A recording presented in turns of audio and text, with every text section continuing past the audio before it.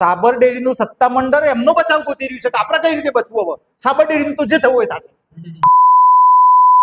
ઉત્તમભાઈ, તમારા મત મુજબ જો અત્યારે જે આ વહીવટ ને આ રીતને જો ચાલતું રહે તો હવે આગામી સાબર ડેરી અને પશુપાલક પર લાંબા ગાળે શું અસર થઈ શકે?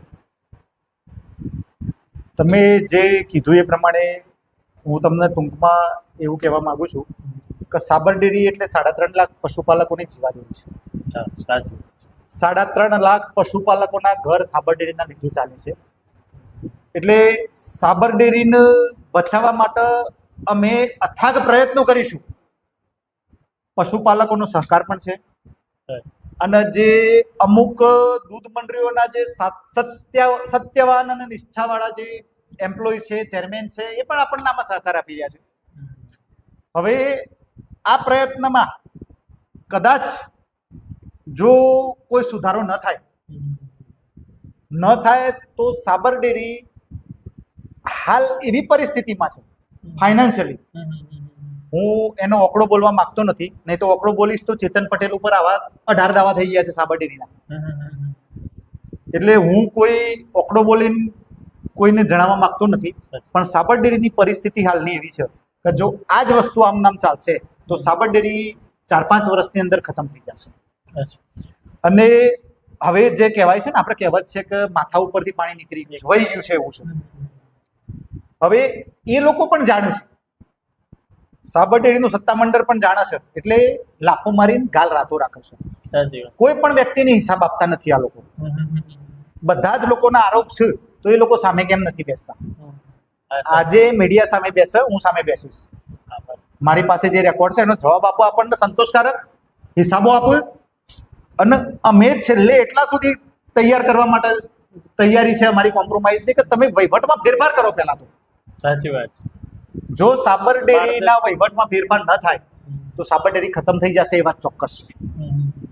અને વહીવટમાં ફેરફાર કરવા માટે અમારી જે માગણીઓ છે એ માગણીઓ હું તમને આગળ પછી રજૂ કરીશ, પણ આ તમને જે કહું છું કે સાબર ડેરી બચાવવા માટે જે સમજી લો માથા ઉપરથી પાણી નીકળી ગયું છે, એ મુજબ હું તમને કહું તો એમને પણ ખ્યાલ આવી ગયો છે કે આપણે કઈક જગ્યાએ ખોટા છીએ. હવે એમનો બચાવ ગોતી રહ્યા છે. સાબર ડેરીનું સત્તામંડળ એમનો બચાવ ગોતી રહ્યું છે કે આપણે કઈ રીતે બચવું? હવે સાબર ડેરીનું તો જે થવું હોય થશે. આ તમને ટૂંકમાં કહું, આ સત્ય વસ્તુ છે મારી. તમારે લખવું એટલે લખી રાખો, જે કોઈ સાંભળતા હોય તમે આ તમારા રેકોર્ડમાં લખવું હોય તો લખી રાખો. સાબર ડેરીનું સત્તામંડળ પોતે બચવા માંગે છે અને એ બચવા માટે એમને એક ષડયંત્ર કર્યું છે first class.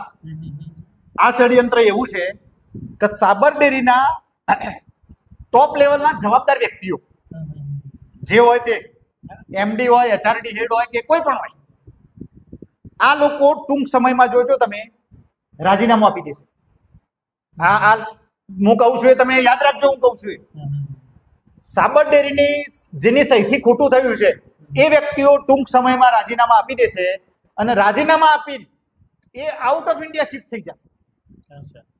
Out of India shift થઈ જશે આ લોકો. વિજય માલ્યા. હા, અને એ શિફ્ટ થઈ જશે એટલે સાબર ડેરીના ચેરમેન અને સાબર ડેરીનું સત્તામંડળ પછી ખુલ્લો હિસાબ કરી દેશે કે જોઈ લો તમારે જોવું હોય.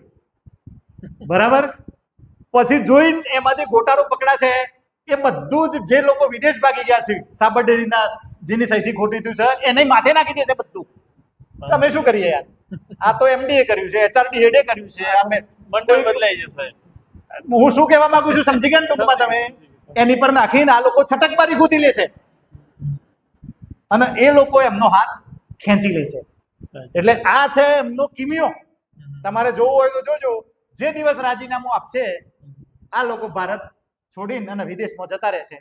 બાકી તમારા હાથમાં નહીં આવે અને સાબર ડેરીનું સત્તામંડળ હાથ ઉપર કરી દેશે કે ભાઈ અમે કાંઈ જાણતા નથી આમાં, કારણ કે એની સહીથી ખોટું થયું છે. બરાબર? એટલે આ પશુપાલકો કાંઈ નહીં કરી શકે અને સાબર ડેરીની આ પરિસ્થિતિ થશે જો પશુપાલકો નહીં જાગે તો. અને જાગશે તો હજુ સમય છે, આપણે એને કાંઈક લાઈન ઉપર લાવી શકીશું.